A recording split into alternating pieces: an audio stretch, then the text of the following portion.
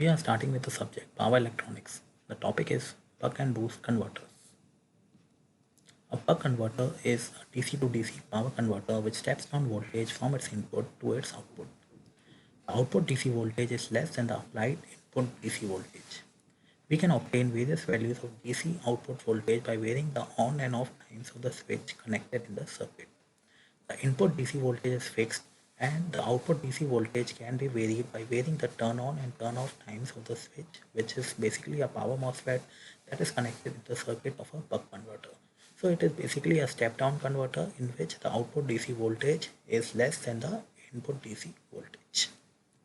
A typical buck converter circuit is as shown below. We can see that there is a fixed input source Vs, switch S, diode D, inductor, capacitor, and a fixed resistive load.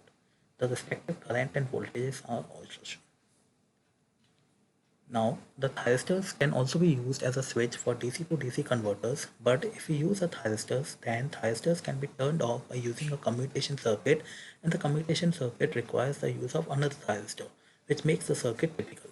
So we generally use power MOSFET because a power MOSFET can be simply turned off by simply putting the voltage as 0 between the gate and the source terminals of a power MOSFET. The second switch to be used is a diode. The switch and the diode are connected to a low pass filter. The low pass filter is used to reduce the current and voltage ripples to get a fixed DC output voltage. The load is a purely resistive load and the input voltage is constant and the current through the load is also constant. The buck converter works in two modes of operation. The first mode is when the switch is on and the diode is off. We can see that as the switch is on, so it is short circuited, and the diode is off, so it is open circuited. We have the inductor, we have the resistive load, we have the capacitor, and we have the fixed input voltage source. There are some terms. T on is the time for which the switch is kept on. T off is the time for which the switch is kept off. Now, time period T is equal to T on plus T off. Switching frequency F is given by 1 upon T, and the duty cycle is given by T on upon T. Now we apply KVL on the previous circuit. Coming to the previous circuit, in this circuit if we apply KVL, we'll see that Vn equal to VL plus V0. So Vn equal to VL plus V0, VL equal to L DIL upon dt equal to Vn minus V0. So DIL upon dt or delta IL upon delta T, that is change in the inductor current upon delta T, which is equal to dt because the switch is on for the time period T on, is equal to Vn minus V0 upon L. So the delta IL, that is the change in current of the inductor when the switch is closed, is given by Vn minus V0 upon L into dt. Now we have to keep certain things in mind. The inductor current is continuous. This is made possible by selecting an appropriate value of L. Also, the inductor current in steady state rises from a value with a positive flow from an initial value to a maximum value when the switch is on, and when the switch is off, it decreases from the maximum value to again the initial value. Means the change in current for any one particular cycle is 0. Next, mode 2. In the mode 2, the switch is kept off and the diode T is on. As the switch is off, so it is open circuited and the diode will be short circuited. Here, the energy of the inductor will be released. Means when the switch was on, the inductor gained energy. When the switch is off, the inductor will release its energy. This will help to maintain the flow of current through the load, and the current through the inductor will also be in the same direction. We keep the conventions of voltage as we used previously. Now we apply KVL. Coming to the previous circuit, if we apply KVL here, we'll see that VL plus V0 equal to 0. So VL plus V0 equal to 0, VL equal to L di by dt equal to minus V0, DIL upon dt equal to delta IL upon delta T is equal to minus V0 upon L. Here delta T is 1 minus D into T because the diode is on for the time T off. So time T off can be written as 1 minus D into T. So delta IL open when the switch is open is given by minus V0 by L into 1 minus T into T.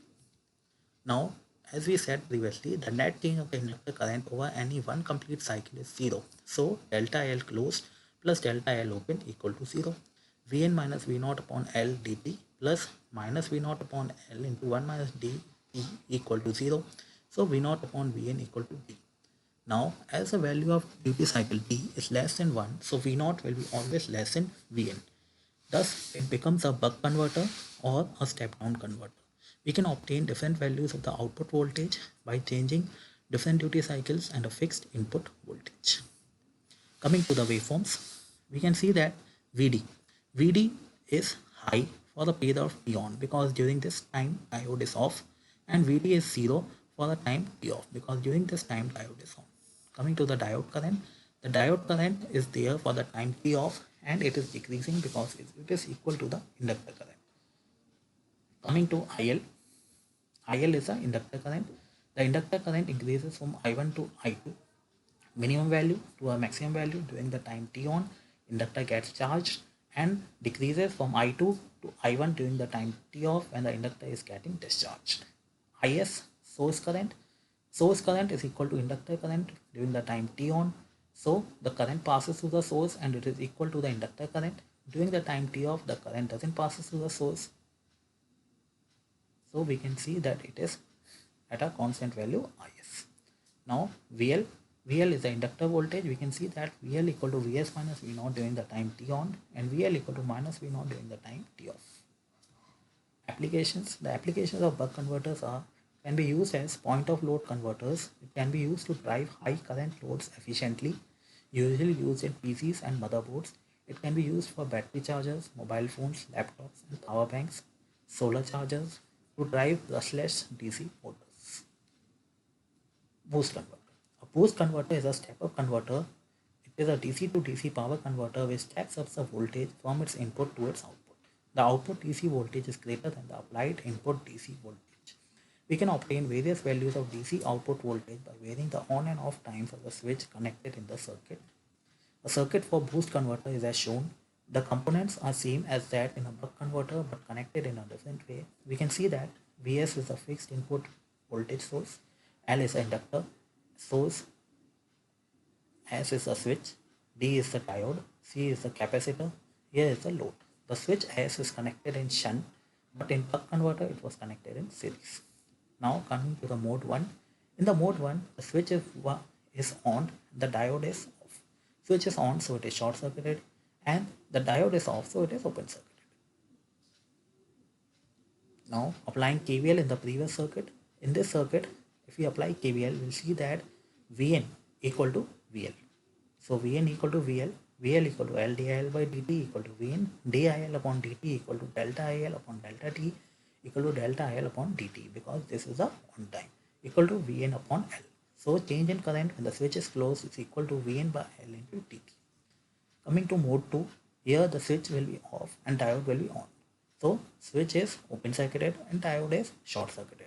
Now here again the same, the inductor will release its energy keeping the flow of current in the same direction through the inductor and through the load. And we are keeping the convention same to analyze for the KVL.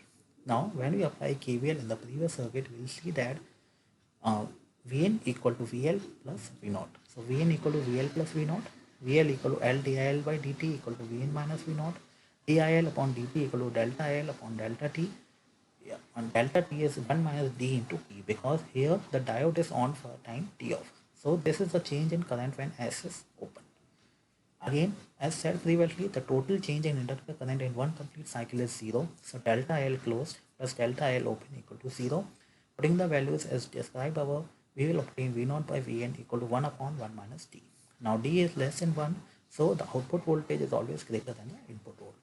One thing to keep in mind here is that the value of d is 1, then the ratio will be infinite. So we do not take the value of d is 1 as it is not a physically possible case. So we keep the values of d between 0 and 1. So it works as a boost converter. The output is greater than the input. Coming to the waveforms, we'll see that during the on time, VL is equal to Vs and during the off time, VL equal to Vs minus V naught. During the on time, the inductor will charge, so its current will increase from I1 to I2. During the off time, the inductor will discharge, so current will decrease from I2 to I1. Using a diode, the diode is off during the time T on, so diode current is 0. During the time T off, the diode current is equal to inductor. Now, coming to the current through the capacitor. Current through the capacitor is equal to source current minus load current. So during the time T off, it is equal to I2 minus I0. and I1 minus I0. And during the time t on, it is equal to minus I0. The applications of buck converter are, they are used in regulated DC power supplies. They are used as low power boost converters and are used in portable device applications. They are used as switching regulator circuit and highly efficient white LED drives. LED motors, drives refers to the electrical motors. Boost converters can be used in battery powered applications where there is space constraints to stack more number of batteries in series to achieve higher voltages, because it boosts the voltage of a single battery, so we can use a boost converter. So this was about the buck and boost converters. Thank you for watching.